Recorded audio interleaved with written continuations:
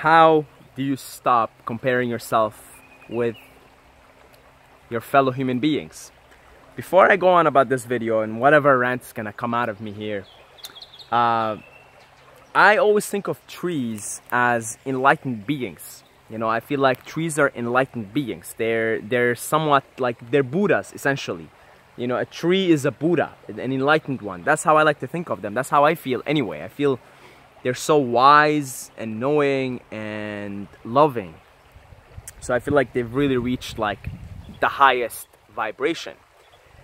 And I always think to myself, do they look at us humans as we walk by and, you know, they can kind of read our thoughts and everything? Do they look at us and kind of like laugh at us when we like think, when we pass on like our whatever it is, this human thing, and we compare ourselves with other people, and we're planning so much into the future, and we're, you know, worried about all these little minute irrelevant things, especially in the grand scheme of eternity, which I think trees are much more in tune with that eternity, whatever that eternity is. I always think maybe they just like have a couple of jokes or something every time there's humans passing by, and they kind of read into their thoughts, and they see like, you know, they see the human comparing himself or herself with her friends, and they kind of read up the thoughts, and they kind of crack a few jokes between them. Maybe it is. Maybe right now they're talking to me, telling me, hey, by the way, like, that's what's going on. We think you guys are a joke. Anyway, I think they're too compassionate to just think of us purely as a joke, but I think they don't fail to see the humor. Now, all that being said, let's get down to the issue here. How do you stop comparing yourself with other people? Well, you know, it's the old cliche, right? Like, you can't judge a fish by its ability to climb a tree, right? Like, it really, all these old cliches have a lot of wisdom in them. And this one, I mean, really, like, you know, what can you really judge, like, and say, like, hey, fish, like, you're not good enough. Hey, fish, you fail at life. You suck. Hey, fish, you suck. Can't even climb a tree. Can't even climb a tree. You know? Well, a fish can look at you and say, come at me, bro. You can't even, like, hold your breath underwater for more than 2 minutes. You know? If that. And the fish can, like, have a laugh at you and say, hey, look, like, can judge you as a human. Be like, oh, you're such a weak human. Can't even hold your breath underwater for 2 minutes. How pathetic. But see, that would be folly on the fish, on the side of the fish and on the side of the human, because now we're like comparing ourselves to each other. We're judging each other. I don't think fish give too much of a fuck, but if fish had human qualities. But really, that cliche has a lot of truth to it. You know, we're inside this beautiful game, this beautiful simulation, this beautiful thing. Everything plays a role. I mean, look, like, just look around you. It's so obvious to see too.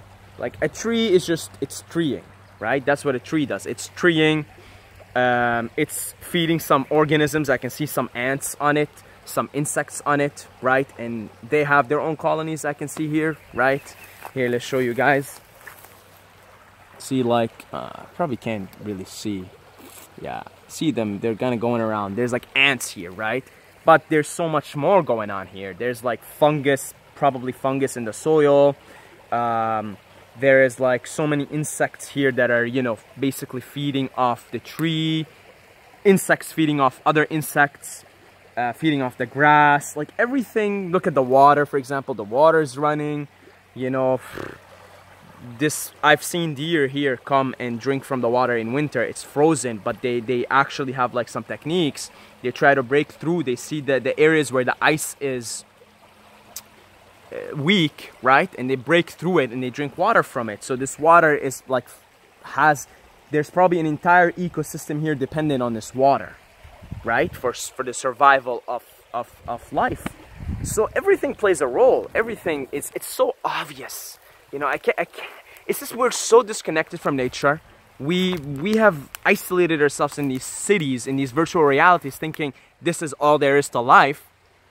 And as a result, in our isolation, we're becoming isolated in ourselves, in our own individual human structure and organism, we are forgetting that everything comes from nature, including a city, including the house that you live in. You never think that the house you live in is made up of wood. You know, like most houses here in Canada are made of wood, but of course there's other raw material that came into play to create this house. You never think you're sitting inside trees, just manipulated, processed in such a way to create this house. You never think about it like that, because you lost connection. We lost connection. We lost connection with nature. We lost connection with where everything comes from. With this thing, the isness, the Tao, the way. So we fail to see, as a result, consequently, we fail to see that everything's connected and that everything serves a purpose. And there's no such thing as this is better or this is worse. That's simply in the Tao, in the way, that doesn't exist. In nature, that does not exist. The concept of you're better than me and I'm better than you and you're worse than me and I'm worse than you, in nature, it doesn't exist. It cannot exist. It cannot exist. Okay, it cannot exist. If you think lions think they're better than other organisms because they can go and kill somebody, no, like that's definitely not what lions are thinking. I don't think so. I don't think that's what they're thinking. They're just thinking, I am a lion. I'm just lioning. That's what a lion does. A lion eats zebras. A lion eats buffaloes, right? And I'm just lioning. I'm not better, you know. And then because that lion kills the buffalo, or you know, the zebra, then you have like the hyenas come after. They try to, like, the leftovers, right? I love that whole rivalry with hyenas and lions. It's hilarious. And then you have like eagles come in and they eat from it, and everybody eats from it. Nobody's thinking, like, looking at the lion thinking, oh lion, you're the shit. Lion is not even thinking I'm the shit. Everybody's just being. It is what it is. It's the Tao. It's the way. It's the way. It just is, right? It just is. Nobody's better in that situation. Nobody's worse. Everybody's just serving a purpose. Everybody's serving a purpose, right? So in the same way, us humans, if we can start to see the connection of everything, you can start to see that everybody serves a purpose. That you serve a purpose within your family, within your friend circle, within your relationship, with the people around you, and with the world around you as a whole. You can be like serving the purpose of entertaining people with your jokes, or entertaining people with your music, or entertaining people with your thoughts and philosophies and bullshit ass rants. I wonder who I'm talking about here. And you start to see that, no, hold on, everything has a purpose, right? And if you're someone who's, you know, born as a midget or something, right? Like short, like a dwarf, you play a role too, right? Maybe your role is to rise above the limiting beliefs and judgments of other people, so you can show it to other people who are going through a similar thing. This is why I love Tyrion Lannister from Game of Thrones, and I always love all the underdog characters and the disadvantaged characters. Like Tyrion, for example, is a dwarf, right? And Jon Snow is a bastard, and you know, that's kind of the basis of their relationship. You know, Jon Snow and Tyrion, they like each other because they're both black sheep, if you will, the black swan. So everybody has a purpose. Doesn't matter if you know, there's a guy I follow on Instagram.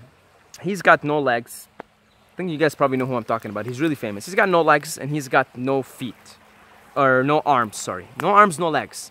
And he's a motivational speaker. I think his name is Nick something, right?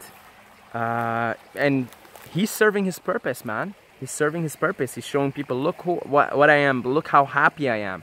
To me, that's a very advanced soul that chooses these kinds of situations, circumstances, you know. You have to be a really advanced soul to do that, but there is a purpose in that, so that this soul can come and experience this advantaged body and serve its purpose of motivating, inspiring, and showing people that happiness is an inner thing and all these good things, right? He serves a purpose in that way. Are you better than him because you have arms or legs? Is he better than you because he's got like what, like 1 million followers or something. No, no, no, everybody's serving a purpose. It is what it is. It's just the way, it's the Tao. It's the way, it is what it is. We're all one consciousness experiencing itself subjectively, right? Like for example, right now, all these fucking mosquitoes are just devouring my flesh, okay? Are they better than me because they're devouring? Am I better than them? No, it is what it is. They want to feed on my blood. Let it be, you know, like I guess that's my purpose to them in this case. My purpose to you is just to entertain you or piss you off or whatever with this rant.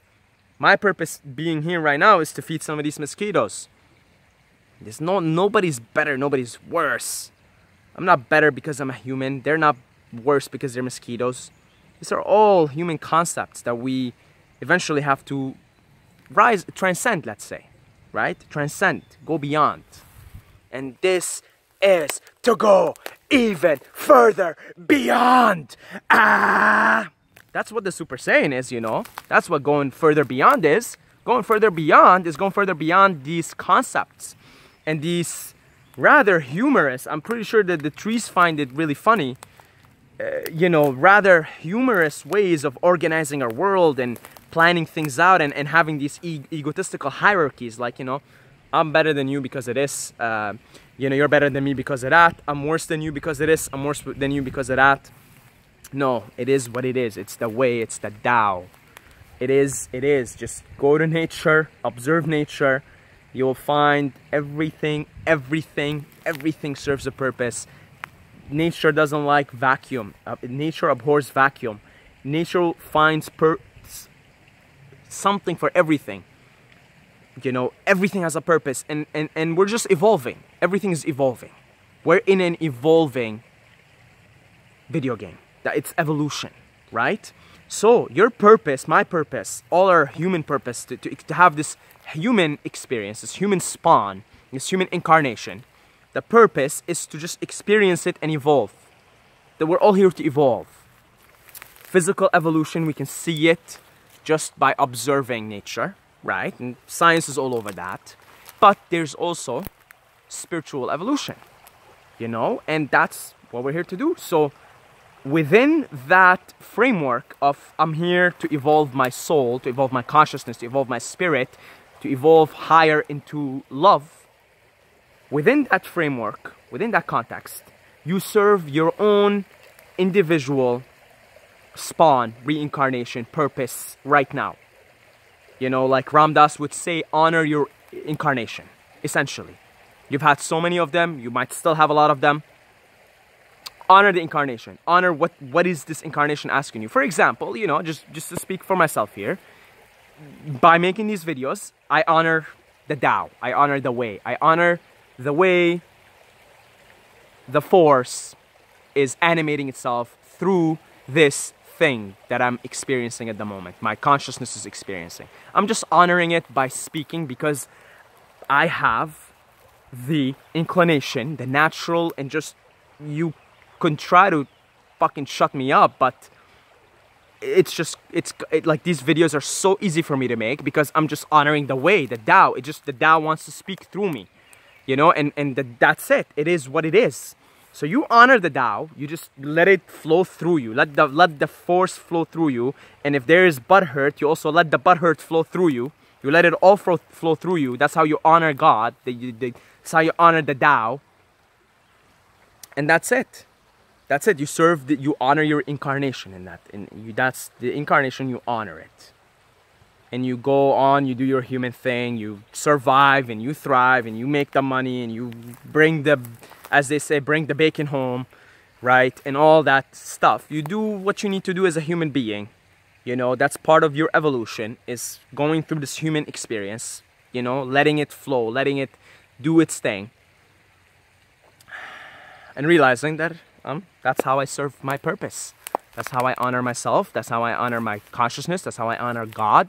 That's how I honor the universe, the Force, this thing. And that's it. There's really no need to compare. So if you can start to see it that way, it really takes like a deep change in perspective. A really like deep change. You can try all these affirmations like, you know, they say things to yourself like, I I am a unique manifestation of the universe or something. You can try them, they'll work, but for me, my experience, it's far more profound and powerful and long-lasting to just have that paradigm shift of seeing the connectivity of it all. Now, how do you do that? There's so many ways, right? Psychedelics for me personally really helped me see it this way and really pushed me in that direction. But I can't just say it's psychedelics alone. It's just life, just going through things and realizing, right? So that's it, guys. God bless you all. We're all one consciousness, in the words of Bill Hicks. We're all one consciousness experiencing itself subjectively. There is no such thing as death. Life is only a dream, and we are the imaginations of ourselves. And that's about it. And as always, don't forget to subscribe, or you're gonna sleep with the fishes and they're gonna make fun of you because you don't know how to swim like they do. So subscribe.